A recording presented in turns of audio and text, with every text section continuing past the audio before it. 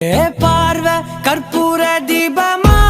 ஸ்ரீவள்ளி பேச்சே கல்யாணி ராகமா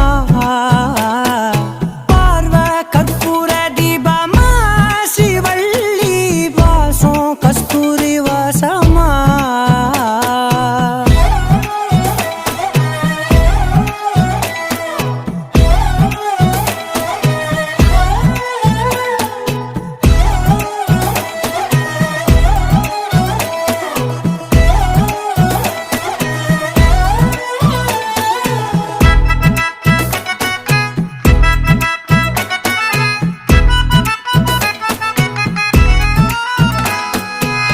கூட்டத்துல போனா